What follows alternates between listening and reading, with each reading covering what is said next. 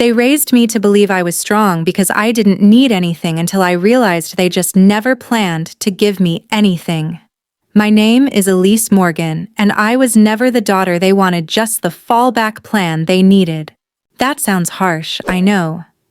But the truth rarely comes wrapped in politeness. It doesn't arrive at your door with a bow or a card explaining itself. It slips in slowly, quietly, like a draft through a cracked window you never meant to leave open. My childhood wasn't filled with screaming matches or cruel punishments.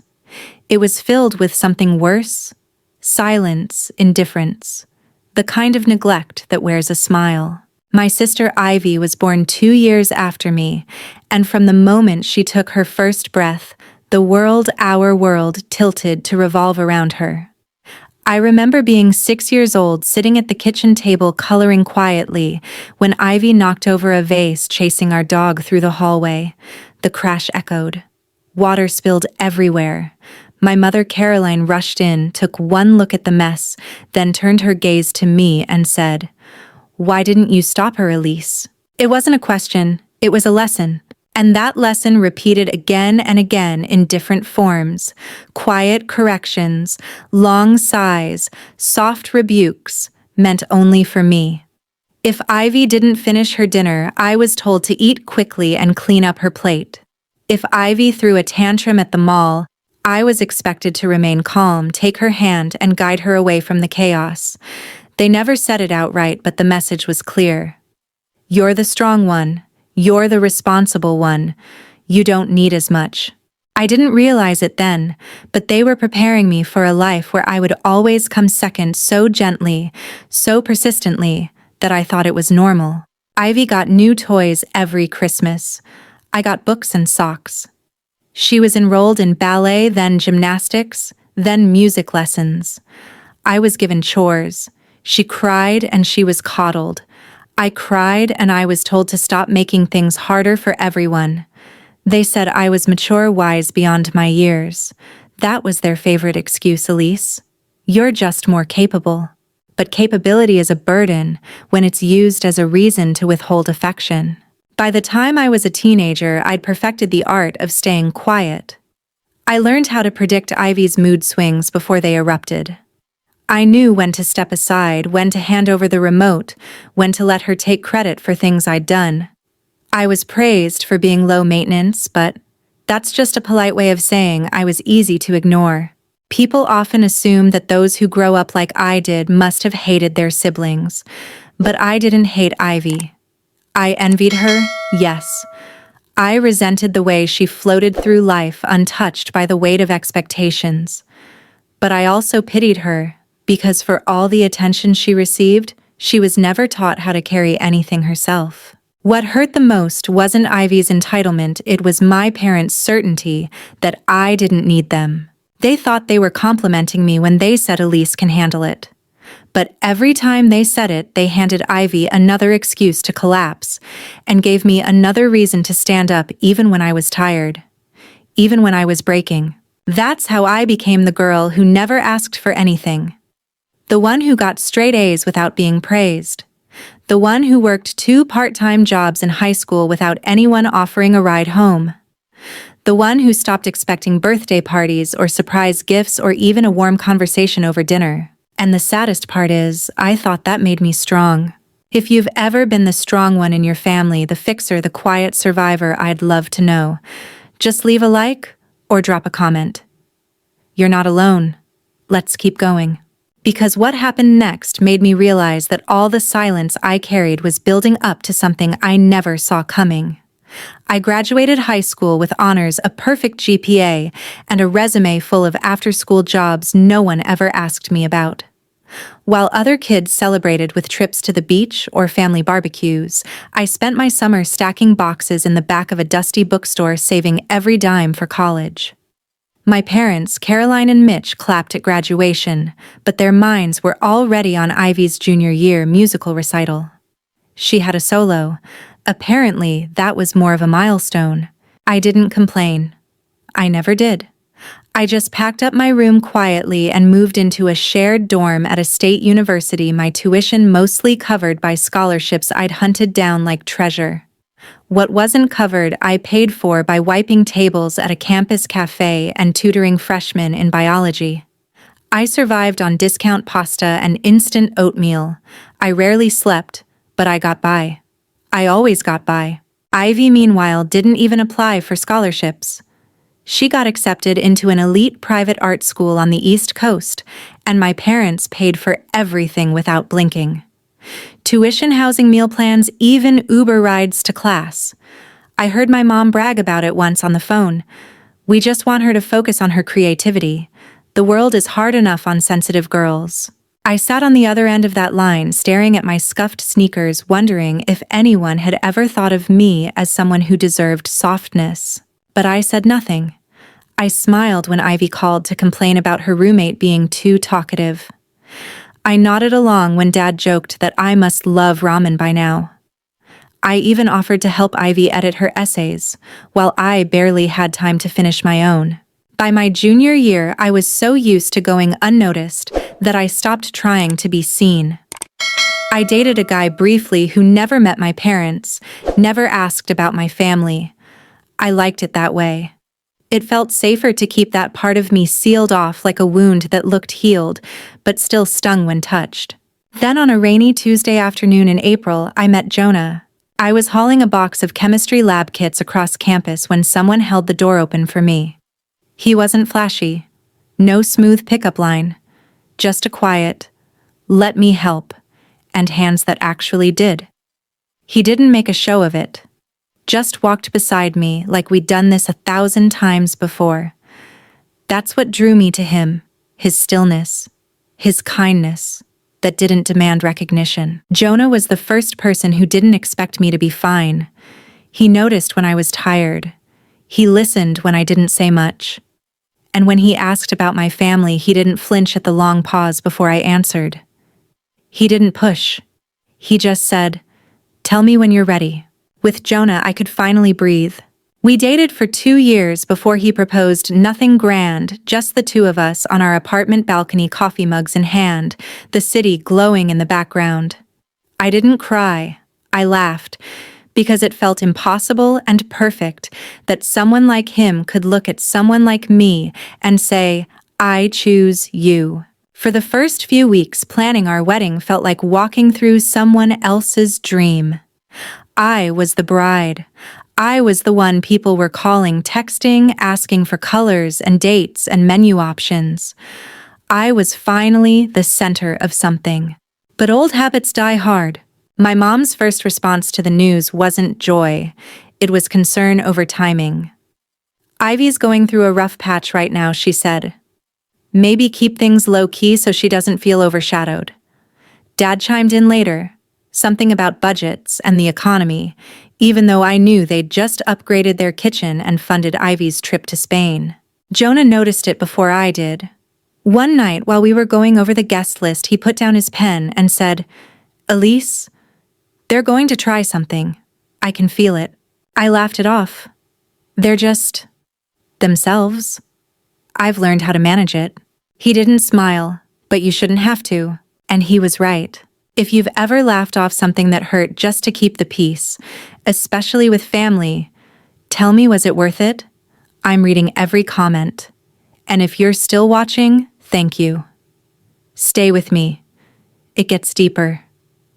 I wanted so badly to believe that this time would be different. That for once, just once, I could have a moment that wasn't interrupted, overshadowed, or quietly handed over to someone else. I kept telling myself that a wedding was too sacred, too public, too personal for anyone, even my parents, to try and take away. But the signs were there. They always had been. It started with the venue. Jonah and I had chosen a small vineyard just outside of Asheville. It wasn't extravagant, but it was beautiful in a quiet, grounded way, just like him. We booked it a year in advance, paid deposits from our own savings, and even decided to skip a honeymoon to make the day exactly what we wanted. No financial help from anyone. When I told my mom about it, she paused for a moment on the phone and then said, "Isn't that a little far for the family? You know, Ivy gets motion sickness on long drives." I smiled politely.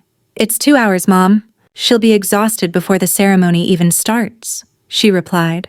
And just like that, a celebration of my love became an inconvenience for Ivy. We chose a muted green and white color palette. Ivy told everyone it made her skin look sallow and that I was being passive-aggressive. When we picked our caterer, Jonah's uncle, who had been running a family-owned smokehouse for 30 years, my dad grumbled about it being too rustic and hinted we should hire someone more polished for the sake of the guests. The guests they weren't even paying for. Then there were the gifts. Jonah and I had a modest online registry, nothing flashy, mostly practical. Cookware, betting a few gift cards. One day, while dropping off some invitation proofs at my parents' house, I overheard Ivy complaining in the kitchen. "She really expects people to send her money for bath towels and spatulas," she scoffed. "What is this poverty Pinterest?" Caroline didn't defend me. She just chuckled softly the way she always did when Ivy was being expressive. I left without saying goodbye. Still, I clung to the hope that the wedding day would be immune to all this, that love could somehow be a force field. The week of the wedding, Jonah and I were reviewing the final guest list when he asked me a simple question. "Did your parents ever RSVP?" I blinked. "What do you mean?" "They haven't responded on the site. Not for them, not for Ivy." I checked the list. He was right. I called my mother later that evening. She picked up on the third ring. "Oh, honey," she said, "we just assumed you knew we were coming. We didn't think you needed a formal confirmation." "Everyone else confirmed," I said quietly. She laughed light and practiced. "Well, you know we're not everyone else. We're family." It was the kind of sentence that had always held power over me, that word family used like a shield, a weapon, a guilt trip. But this time, it felt thin, hollow, like wrapping paper over an empty box. That night, Jonah handed me a plain white envelope. "Just in case," he said. His voice was calm, but his eyes weren't. I held the envelope without opening it. "What's in here?" "Protection," he said simply, "from whatever they're planning." "I don't think they'd do something that awful," I whispered. He looked at me the way someone does when they don't want to be right. "I hope not. But if they do, you won't be alone this time." That was the first time I truly believed it.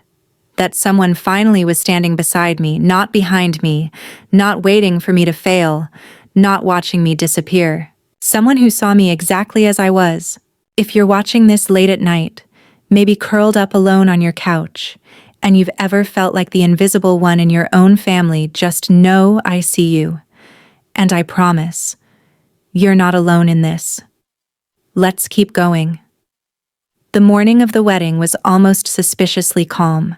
I remember waking up to the soft rustle of wind outside the window and sunlight pouring across the hardwood floors of the vineyard's guest house. It was the kind of stillness I hadn't felt in years, like the world was holding its breath for me, for once. The hair and makeup team arrived early. My bridesmaids were already in their robes, sipping mimosas and laughing about memories I hadn't thought of in a decade. Even Ivy strangely had arrived without complaint. She sat in the corner, scrolling through her phone, not rolling her eyes, not sighing dramatically. That in itself felt like a gift. My mother came into the room with a cup of chamomile tea, my favorite, and smiled in a way that nearly disarmed me. "You look beautiful, Elise," she said, brushing a strand of hair behind my ear. "Just like you used to when you played dress-up in the backyard." I wanted to believe her. I wanted to believe everything was finally miraculously okay. As I stood in front of the full-length mirror lacing up my dress, I allowed myself to imagine a day untouched by resentment or guilt. I saw a bride. I saw myself. Not Ivy's sister. Not Caroline's backup plan. Just Elise. And when the ceremony started, that illusion held. The sun was golden, the vows heartfelt, the air buzzing with emotion. Jonah's eyes never left mine. He whispered, "I love you," when I stepped into view, and I nearly forgot how to breathe. The reception sparkled with laughter and music. My father even danced with me, his hand stiff but present. My mother clapped politely during the toasts. Ivy sat near the window and didn't interrupt. For the first time in my life, I was not just tolerated, I was celebrated. Then came the moment I found the card. It was tucked into my bouquet, hidden beneath the stems, a small ivory envelope with my name written in my mother's unmistakable cursive. I opened it, heart fluttering. Maybe this was it, the moment she truly saw me. Inside were 8 words. No matter what you are, our daughter. And beneath that, you are loved. Mom. Simple. Quiet. But it cracked something in me. I held onto that card like a relic, pressed it against my chest as if it might become a shield. So when she asked to speak with me a little later, just a moment just outside, I followed her without hesitation. The reception had settled into a lull, the band taking a break, the guests chattering softly. My dress floated behind me as I stepped onto the edge of the patio where lanterns swayed gently in the breeze. She stood by the bar, her face lit by flickering candles, a glass of wine untouched at her side. "You're glowing," she said with a smile that didn't quite reach her eyes. "I hope today is everything you dreamed." "It is," I replied. And I meant it. Even now, I wanted her to share in it. She took both of my hands in hers and leaned in slightly, voice gentle, motherly. "There's just one thing I need to tell you." I waited, suddenly cold despite the summer night. She didn't blink. "We're keeping the gift money." My mind went blank. "What?" Her grip didn't loosen. Her smile didn't fade. "The envelopes, the checks your aunts, your cousins, they gave them to us as family. Ivy's having a hard time, Elise. It's only fair she gets a little help." I felt the blood drain from my face. "That money wasn't yours to touch." She gave a soft sigh like I was a child misunderstanding something obvious. "You have Jonah now. You're building a life. Ivy doesn't have that yet. And besides, we're your parents. In this family, we help each other." I pulled my hands back slowly, and for the first time in my life, I didn't argue. I didn't try to make her understand. I just saw her for what she truly was. If you've ever stood across from someone who smiled while taking something from you, someone who called it love or family, tell me in the comments how you found your voice again. Or if you haven't yet, maybe this is the moment. Because what happened next? That was the moment my voice found me. I stood there for a moment, frozen, surrounded by flickering candles and the distant sound of music and glass. My wedding reception, my one night, blurred behind me into something muffled and unreal, like it was happening to someone else. My mother still smiled. She always did when she was saying something terrible. A soft smile, warm eyes, like this was love. Like betrayal wrapped in velvet. I said it again, quieter this time. "That money wasn't yours." She tilted her head. "Sweetheart, don't make this harder than it is. You've always been the strong one. You can manage without it." That was the phrase. That was the thread that had stitched itself through every year of my life. You can manage. You can walk to school. You can babysit Ivy. You can take the bus. You can work 2 jobs. You can sleep 4 hours a night. Because you can manage. And Ivy got to be the one who needed. She got to fall apart. She got to ask. She got to take. My mother wasn't asking. She was informing me calmly, gently, that my wedding gift's money given to me and my husband were being rerouted, reassigned, absorbed. Because Ivy needed more. It wasn't new. It wasn't shocking. That's what made it worse. This wasn't a mistake. This wasn't a momentary lapse in judgment. This was who she was. Who they were. Even here. Even now. Even on my wedding day. My jaw clenched. My fists were cold. But before I could speak, before I could even move, I heard a voice from behind me. "Good thing we planned for this," Jonah said. I turned. He was calm, so calm it was unnerving. Hands in his pockets, shoulders relaxed. But his eyes were steel. My mother blinked at him. "Jonah," she said, recovering her tone, "we were just talking." He stepped beside me so quietly, so simply, and then he reached into the inside of his jacket and pulled out the white envelope, the one he'd handed me weeks ago, the one I hadn't dared open. He held it out to her like a gift. "Go ahead," he said. "Open it." She hesitated. Then my father appeared, emerging from the crowd, arms crossed, expression already hard. "What's this about?" he asked, his tone sharp. Jonah didn't look at him. Legal clarity. My mother peeled the envelope open, pulled out a thick set of folded documents. Her hands didn't shake, but her mouth did tighten. My father leaned in to scan the page over her shoulder. I watched them read. I watched their expressions shift. Confusion. Then discomfort. Then something I'd never seen from either of them, uncertainty. "It's a notarized declaration," Jonah explained, voice steady. "Signed 3 weeks ago. It states that all wedding gifts, monetary or otherwise, are the legal property of Elise and me. Any attempt to redirect, withhold, or access them without our written consent constitutes theft." Silence. Heavy. Dense. No music could cut through it. My mother looked up. Not with the sweetness she wore like perfume, but with a flicker of something raw. "You wouldn't take us to court," she whispered. Jonah's smile was small, not smug, just sure. "Oh, I would. And maybe you're wondering if this is when it got ugly. Or loud. But the truth is, this was the quietest power I'd ever felt. If you've ever had someone stand between you and the pain you thought you had to endure alone, tell me what that moment looked like. Comment it. Reclaim it." Because I didn't say a word, but for the first time I didn't have to. For once, I wasn't the one doing the explaining. I wasn't the one smoothing over the tension, downplaying the insult, or making excuses for people who had never made any for me. I just stood there, my husband beside me, and watched them squirm under a truth they had never imagined they'd have to face. My father's voice was the first to cut through the heavy air. "This is ridiculous," he muttered, jaw-clenched, eyes narrowing at Jonah.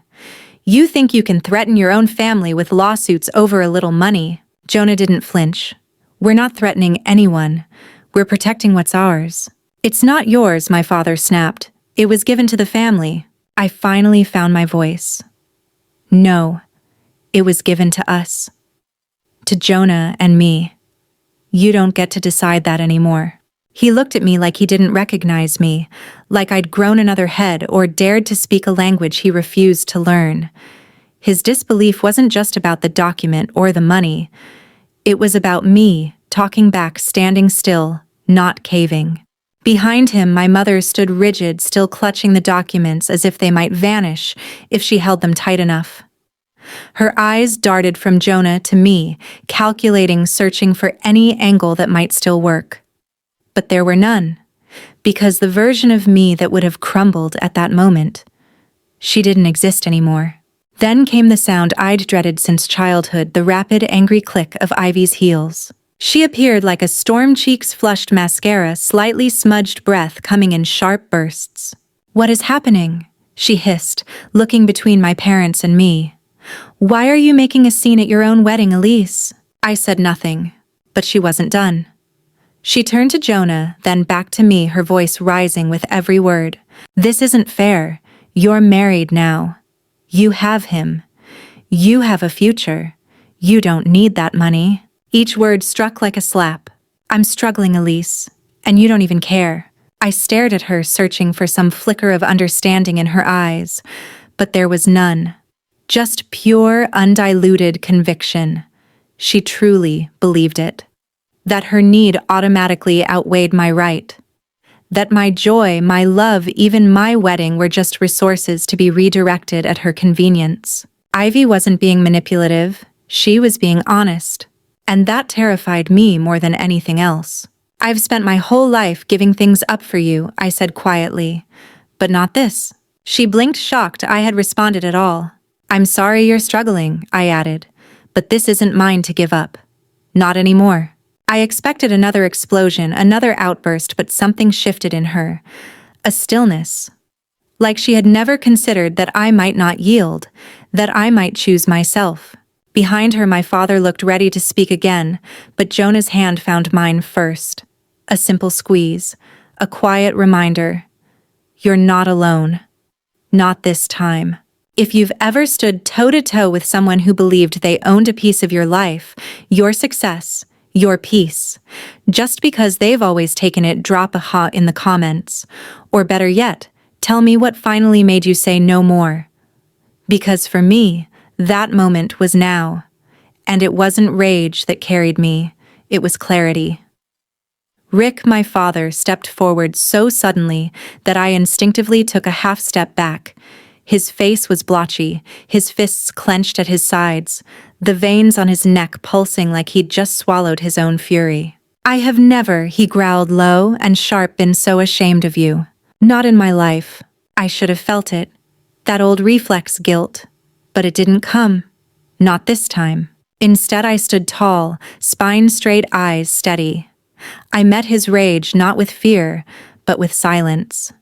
And that silence said what I could never have spoken in all those years under his roof. You don't get to be ashamed of the daughter you never protected.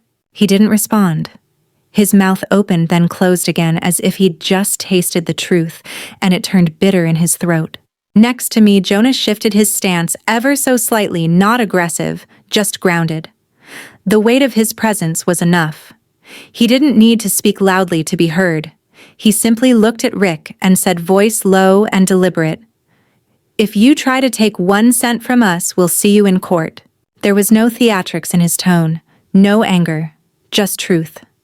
And it landed with more force than any threat ever could. My mother's lips parted, but no sound came. The performance was over. The grace had fallen away.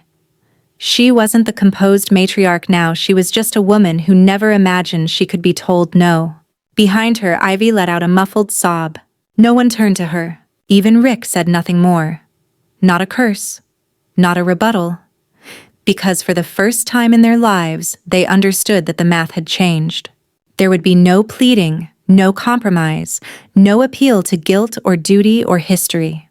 There would be no Elise folding herself smaller to make room for them. Because the version of me who waited to be chosen, who gave up space money holidays, happiness, and pieces of her own identity just to be tolerated, she was gone. In her place stood a woman beside a man who saw her, who defended her, who planned for her instead of planning around her. I turned toward the patio doors, away from the scene that had once had the power to break me. And as Jonah and I began to walk back into our reception, our celebration, I heard the music begin again, like a curtain rising for the second act. The clinking of glasses, the soft laughter, the shifting of chairs, life moving forward. Behind me, the past crumbled in whispers and breathless protests. Ivy's voice spiked into a shrill crescendo. "You're ruining everything. You always do this. You think you're better than me, just because you..." I didn't turn around. Not for Ivy's tantrum, not for Caroline's desperate murmurs, not for Rick's muttered curses. Because they weren't talking to me anymore. They were talking to the version of me they thought still existed, the girl who apologized, who softened, who stayed. But she had left the building. And if you've ever walked away from the version of yourself that only existed to make other people comfortable, tell me what helped you do it. Share your story. Your step forward might be the sign someone else is still waiting for. You're still here. That means something. That means you're ready too. And we're not done yet. Not even close. I didn't look back. There was no need. Each step away from them felt like an unshackling and invisible chain lifting from my shoulders link by link. I wasn't walking away from a family. I was walking away from a pattern. From a life lived on eggshells and whispered compromises. From a role I never auditioned for but was forced to play anyway. Jonah's hand stayed in mine, grounding me. Behind us, the reception bloomed again, with laughter, soft piano notes drifting through the air, the kind of music that belonged to celebration, not confrontation. And for the first time that day, I allowed myself to feel the weight of the moment not as grief, but as freedom. We made it halfway across the lawn when I felt a familiar grip close around my wrist, not rough, but trembling. Elise, my mother's voice, barely registered above the music. A breath more than a word. I stopped, not out of obedience, not because I owed her anything, but because part of me needed to hear what came next. She looked nothing like the woman who had always orchestrated the world around her with soft smiles and strategic silence. Her hair was slightly mussed, her eyes wild and uncertain. Her composure, the armor she had always worn, had cracked. "You don't mean this," she said, voice breaking. "We're your family." Family. That word again. I let the silence between us stretch. Let it hang heavy, full of all the things she had never said, and all the things I was done pretending didn't matter. I didn't cry. I didn't raise my voice. I didn't reach for her hand like I might have done once upon a time. Instead, I tilted my head and spoke the words I had carried for years. "You were never my family," I said, calm and steady. "You were Ivy's." The sentence landed like a thunderclap, not in volume, but in finality. I watched the expression drain from her face like someone had flipped a switch and left the lights off. Her hand dropped from my wrist like she'd touched something hot. Her mouth opened again, but no sound came. She blinked once, twice, her shoulders folding inward as if shrinking into the truth. It wasn't an argument. There was nothing left to fight for. She had spent years choosing Ivy in 1,000 small ways. Maybe she hadn't noticed it. Maybe she thought she was doing the right thing. But she made those choices. Over and over. And now so had I. I turned gently and walked back toward the dance floor. Jonah matched my pace. He didn't speak. He didn't have to. His presence was the loudest vow I'd ever been given.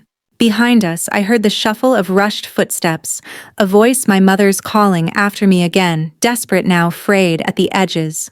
Then Ivy's voice, a piercing wail accusing me of ruining her life, of stealing the spotlight, of being cold, selfish, unfair. And finally Rick cursing under his breath, trying to hold on to whatever authority he thought he still had. The storm was behind me, but this time I wasn't in the eye of it. They weren't calling to the woman I had become. They were shouting at a ghost. The girl who used to fold. The girl who used to give in. The girl who lived for crumbs of praise. But that girl was gone. And if you're still watching, still holding on to something you're afraid to walk away from, maybe this is your moment too. Maybe you've been waiting for permission. Consider this it. You don't owe your pain a home. You don't owe loyalty to people who only love you when you're quiet. Keep watching. We're almost at the end. I remember hearing the sharp click of Ivy's heels as they slammed against the concrete behind me, fast, frantic, familiar. She never did know how to lose quietly. "Don't you dare walk away from me," she screamed. Her voice cracked as she ran toward me, but I didn't turn around. I kept walking with Jonah, step by step, back into the warm golden light of our reception tent, back toward the people who came for us, who smiled when they saw me, not out of obligation, but out of joy. "You think you're better than me now," Ivy howled. "Just because you're married, because you have him." I still didn't stop. That was the difference. I used to think stopping made me kind. That listening, no matter how cruel or selfish the voice, meant I was being the good one. The strong one, the forgiving one. But this time I knew better. Forgiveness doesn't mean returning to the fire that burned you. And strength doesn't mean standing still while someone sets your boundaries on fire. Ivy's voice rose behind me, wild and ragged. "You ruined everything. You stole everything from me." It was ironic she said it as if she had been owed my joy, my gifts, my peace. As if everything I had built, everything I had survived, had somehow been pulled out from under her feet. But the truth was, Ivy hadn't been robbed of anything. She just didn't know how to function in a world where she wasn't automatically handed what she wanted. And I finally stopped functioning in a world where I was expected to hand it over. "I have nothing now," she shrieked. And that was when I finally stopped. Slowly, quietly. I turned around, not with anger, not with revenge, but with a clarity so sharp it nearly startled her into silence. "Ivy," I said, "you don't have nothing. You have everything they ever denied me." She blinked. "You had a home that bent itself around your feelings. I continued a life where consequences skipped over you like stones across water. You had space to fall apart, to make mistakes, to start over. You were never expected to carry anyone else's weight." My voice didn't shake. "And now for the first time you're being asked to carry your own. That's not nothing. That's adulthood." She stood there speechless. For once, she had no script. Rick and Caroline had fallen silent too, their expressions pale, distant, like they were watching something they didn't understand, like a play in a foreign language they once thought they wrote. I turned back toward Jonah, who reached out, and I took his hand like it was an anchor. He didn't say anything. He didn't have to. The music behind us had resumed. People were dancing. A friend waved us back toward the floor, and someone raised a glass in our direction. The life I built waited for me just 10 steps away. The version of me they had tried to own, to shape, to manipulate, she was done. She'd danced her last dance with their guilt. She'd turned in her costume. She'd exited the stage. If you've ever walked away from a version of yourself that only existed to keep others comfortable, then I want to know, what was your moment? Drop it in the comments. Let's build a gallery of final straws. Let's show people what it looks like to choose yourself. Because when I took that step forward again, I didn't just walk back into my reception. I walked back into me. As I re-entered the tent, it was like the world reassembled itself without them. The music, soft and golden, wrapped around me. The guests, our friends, our chosen people, were laughing again, glasses clinking, someone calling Jonah's name across the dance floor. It all felt real in a way my childhood never had. Not perfect, but mine. Jonah led me back to the center of the floor. No words, just movement, just breath. And the moment my feet touched that space again, the one that had once been stolen, I felt grounded, like gravity had finally chosen me. The guests hadn't noticed the storm behind us. Or maybe they had, and they'd chosen not to ask. Either way, I was grateful. Jonah pulled me close and whispered, "Are you okay?" I rested my head against his chest. "I am," I said. And I meant it. For the first time, I really meant it. The music swelled. A slow, steady rhythm. My feet moved with his in quiet circles. No pressure. No expectations. Just a quiet knowing between two people who had chosen each other and stayed. But it wasn't until I looked up, catching my own reflection in the polished window, that it really hit me. The girl staring back at me wasn't the version of me I had trained myself to be. She wasn't checking the corners for Ivy's reaction. She wasn't watching her parents for approval. She wasn't bracing for disappointment or scanning the room for signs that she had done something wrong. She was present, wearing a dress she'd chosen in a space she paid for, standing beside someone who had defended her, believed her, and drawn a legal line in the sand when she still wasn't sure if she was allowed to have one. She was no longer the default child, the designated strong one, the quiet placeholder in someone else's story. She was the author now, and what I felt in that moment wasn't anger or sadness or even pride. It was peace, the kind of peace that doesn't need to be announced or defended, the kind that just is. We danced until the end of the song. We laughed when Jonah spun me a little too hard and I nearly lost my heel. We posed for pictures with people who were genuinely happy for us, not obligated, not performing, not calculating what they could take from our joy. It was imperfect. Some decorations had tilted. The cake had leaned ever so slightly under the July heat. A groomsman had ripped his jacket sleeve during the bouquet toss, and still everything about that night felt exactly as it should. Ours. It belonged to no one else. And if you've ever reclaimed something you were told wasn't yours to begin with, a celebration, a moment, your own voice, then you know what I mean. Tell me, what did you take back? What did you finally say no more to? You've made it this far into my story, and that means something. That means maybe you're standing on the edge of your own line, wondering if you're allowed to draw it. You are. Trust me. We're not finished yet. The next part is the most important. The celebration continued around us, but I knew it wasn't over, not yet. There's something about people like my parents. They don't give up easily. Not because they care, but because they're so used to being right. So used to having their way even when it's wrong. Especially when it's wrong. So I wasn't surprised when I felt Rick approach again. His footsteps were heavy, deliberate, like he wanted me to hear him coming this time. Jonah instinctively shifted closer, placing himself half a step in front of me. Rick paused at the edge of the dance floor, dressed in his pressed suit and wounded pride arms folded tightly across his chest. He didn't speak right away. He didn't need to. His silence had always been the sharpest tool in his belt. But this time, I didn't shrink beneath it. I stood taller. Finally, he spoke. "So this is it?" he asked, voice low-clipped. "This is how you treat your own father. Like a thief at your wedding." My stomach clenched, not from fear, but from the absurdity of it. "You tried to take what wasn't yours," I replied. "Call it what you want, but the rest of us call that theft." His eyes narrowed. "After everything we've done for you, this is the thanks we get." "You didn't do it for me," I said. "You did it for Ivy. Always. And you expected me to never question it." He shook his head, mouth twisted with disbelief. "We gave you everything." "No," I said calmly. "You gave Ivy everything. You gave me responsibility. You gave me silence.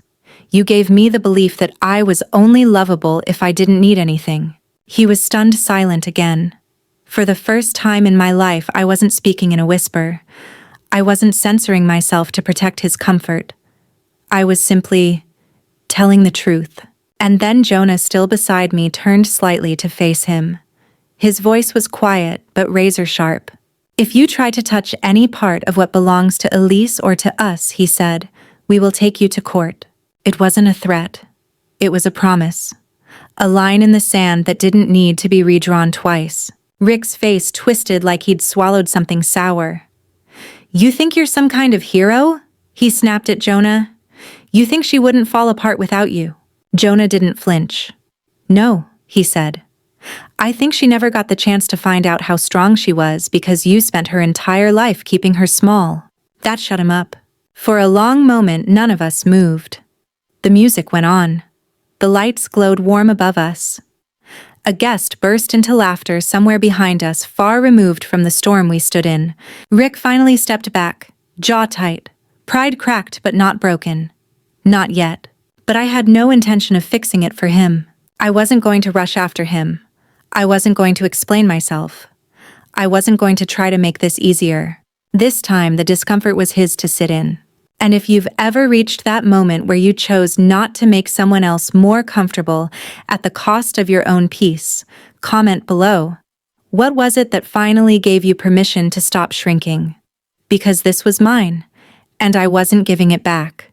After Rick walked away, it felt like something final had snapped, not in a violent way, but in the quiet, irreversible way a worn-out rope finally gives beneath weight it was never meant to carry. The silence he left behind didn't crush me, it freed me.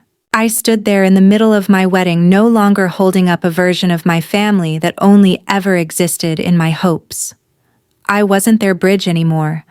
I wasn't their fixer, their translator, their buffer. I was just me. And for the first time, that was enough. We walked back toward the dessert table. The cake was still standing, slightly lopsided from the heat, one tier leaning like it was ready to give up, but it held. I laughed and Jonah joined me. Someone handed us champagne.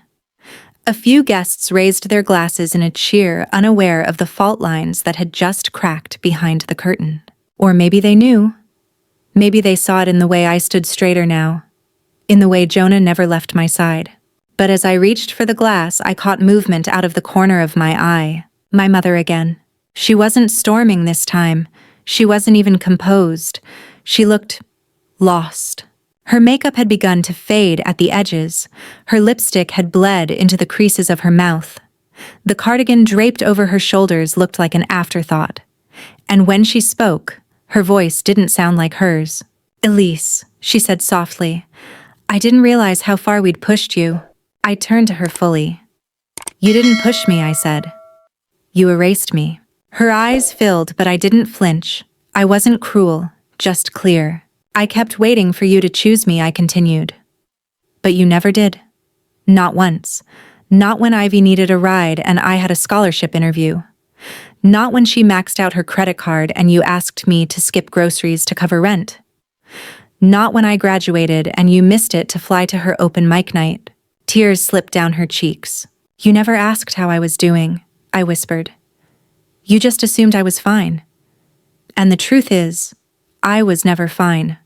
I was just silent. She tried to reach for my hand, but I stepped back. I'm not doing this for revenge, I said. I'm not doing it to punish you. I'm doing it to protect myself. I'm done making myself small so Ivy can feel big. I'm done pretending I don't hurt. She stared at me hollow. A woman unraveling not because I was cruel, but because I had finally stopped allowing her to be. You don't mean this, she whispered. You're angry. But you'll come back. You always do. I looked her in the eyes. No, I said. That version of me did. But I don't. She opened her mouth to speak, but I turned away before she could. And maybe that seems cold? Maybe you're thinking I should have given her one more chance. But here's the thing no one tells you. Not all mothers earn the right to be mourned, and sometimes walking away isn't the end of love, it's the beginning of self-respect. Have you ever had to choose your peace over your family's comfort? Drop a comment. Let's be honest about what healing really looks like, because healing doesn't always come with hugs and reconciliations. Sometimes it comes with silence. And the decision to keep walking. The voices behind me grew louder, more frantic. I didn't turn around. Diane's voice, my mother's, rose first. Not loud, but shaky. Elise, please, she begged. You're making a mistake. Then Ivy's screech broke through the air like shattered glass. You always ruin everything. You act like some saint, but you're just selfish. You want everyone to feel sorry for you. And finally Rick, his voice low and venomous, muttering under his breath. Something about pride, about ungrateful daughters, about how I'd changed. But they weren't speaking to me anymore. Not really. They were yelling at a version of me that no longer existed. They were yelling at the Elise who had stayed up late editing Ivy's college essays while eating canned soup. The Elise who took the bus at midnight so her parents could keep their one car for emergencies. The Elise who smiled at birthdays she wasn't invited to and bought gifts for people who forgot hers. That girl, she would have turned around. She would have gone back to make things right. She would have comforted the people who broke her. She would have apologized for making anyone feel uncomfortable at her own wedding. But that girl was gone. I kept walking. Not fast, not furious, just forward. Because that's what healing looks like sometimes, not some dramatic explosion, but quiet refusal. Refusal to play a part in a performance you never auditioned for. Refusal to give your energy to people who only clap when you're standing behind them, not when you're shining on your own. Jonah didn't say a word, but I felt his hand tighten gently in mine. It was the kind of gesture that said, whatever comes next, I'm here. Not in front of you, not behind you, but beside you. And that meant everything.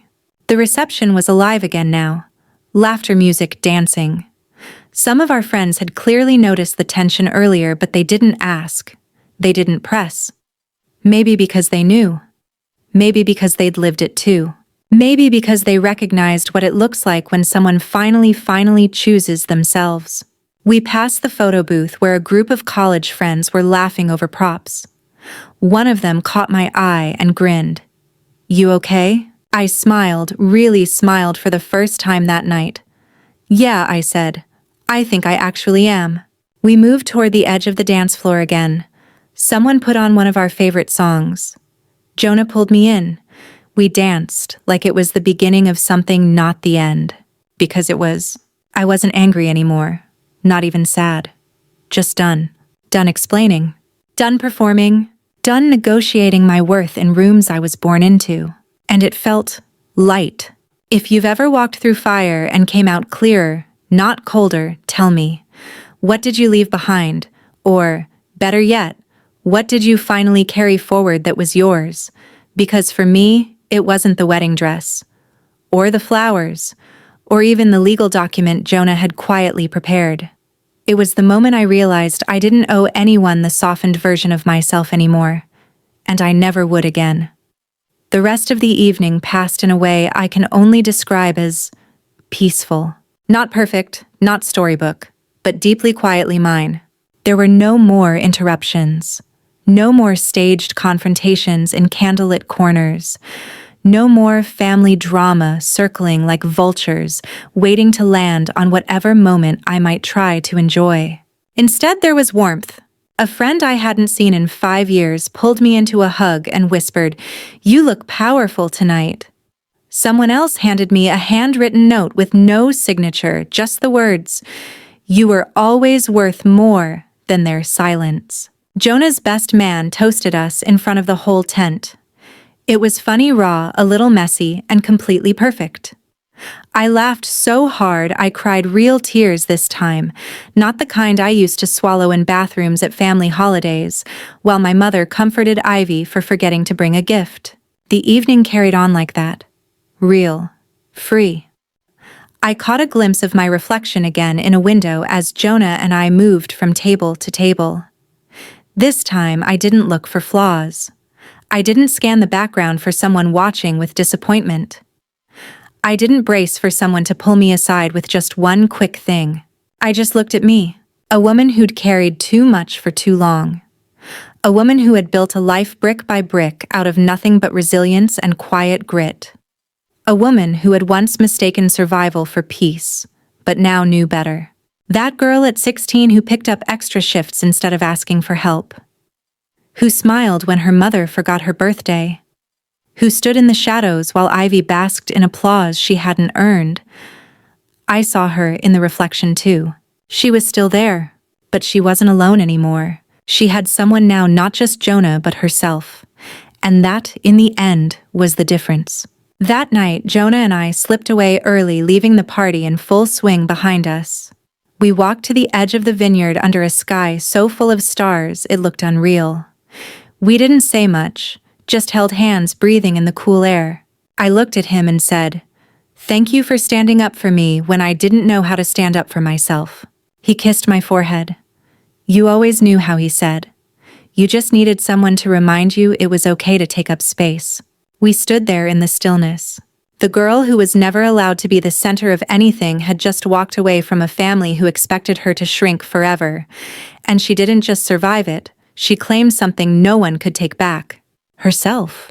Have you ever realized your worth not through someone else's validation, but through your own decision to stop settling? Tell me below.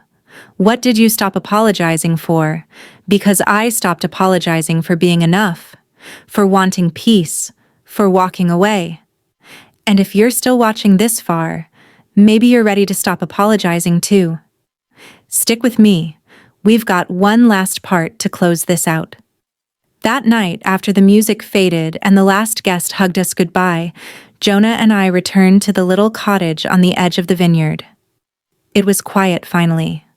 Not the suffocating quiet I grew up with, where peace always meant someone was suppressing something, but real quiet. The kind that feels earned. I stepped out of my shoes and let my bare feet sink into the wood floors. Jonah uncorked a bottle of wine, poured 2 glasses, and set one gently in my hands. "To us," he said. I clinked my glass against his, the sound sharp and clear in the stillness. And then I breathed. It hit me all at once, everything I had carried, everything I had let go of, and everything I had reclaimed. Not just today, not just at the reception, but throughout years of silence, of choosing to stay invisible because it was safer than being seen and denied. I sat on the edge of the bed and let it wash over me. All the times I swallowed disappointment, the holidays where I was too busy to come home because I knew there would be no seat saved for me at the table. The birthdays I pretended didn't matter, the gifts I watched others receive while being told you're the strong one, you don't need as much. I had built my entire identity around being the one who could handle it, the one who didn't need anything. And the truth is that identity had protected me, until it didn't. Because the cost of being the resilient one is that no one checks to see if you're okay. And when you finally break, they act surprised, or worse, annoyed. I looked at Jonah across the room. He had taken off his jacket, his sleeves rolled up, his expression soft but alert. He was the first person in my life who didn't fall in love with the version of me that stayed quiet. He loved the version who spoke up, the version who said no, the version who finally chose herself. You know, I said, swirling the wine in my glass, they're probably still talking about it. Right now. He smiled. Let them. A beat of silence passed. Then I laughed. God, I used to bend myself backward trying to keep everything peaceful, trying to keep everyone happy. I know, he said gently, but peace isn't real if it costs you your soul. I nodded. I didn't cry. I didn't spiral. I didn't even feel sad. What I felt was something deeper: sovereignty. Not over anyone else, just over me. I wasn't waiting for an apology. I wasn't hoping they'd call or reflect or come around. I was done keeping the door cracked open just in case. And if you've ever reached that place where you finally stopped begging someone to see you and just decided to see yourself, then you know exactly what I'm talking about. Let me know, what did it take for you to close that door? Because I didn't slam mine. I didn't burn it down. I just walked away and locked it quietly behind me. And the key, I threw that into the fire and watched it melt. Because some endings don't need noise. They just need certainty. We woke up the next morning to soft light filtering through the curtains and the scent of wildflowers drifting through the open window. There was no chaos, no yelling, no guilt gnawing at the edges of the day. Just birdsong, fresh coffee, and the warmth of a quiet room I didn't have to shrink myself to belong in. I sat on the porch wrapped in a blanket, watching the vineyard breathe in the early sunlight. And I thought about all the years I spent chasing peace from people who only offered control. All the times I confused loyalty with obedience, silence with strength. But this was peace. It wasn't loud or cinematic. It didn't come with applause or reconciliation. It came in the form of stillness, of knowing I didn't betray anyone by choosing to protect myself. I used to think closure came from others. From apologies, from acknowledgement, from some perfect moment where the people who hurt me would finally understand. But that morning, wrapped in that blanket, holding my coffee and Jonah's hand, I knew better. Closure is a door you close yourself. Not out of bitterness, but out of clarity, out of love for the person you're becoming. So to anyone listening who's ever been made to feel like their needs are too much, their boundaries too harsh, their voice too loud, you are allowed to choose yourself. And if this story meant something to you, if you saw even a sliver of yourself in it, don't leave without telling me. Drop a comment, share your moment, or just say, I'm ready. And if you believe in walking forward, in owning your worth, in building a life where you're no longer just surviving, subscribe. Because this isn't just a story, it's a beginning.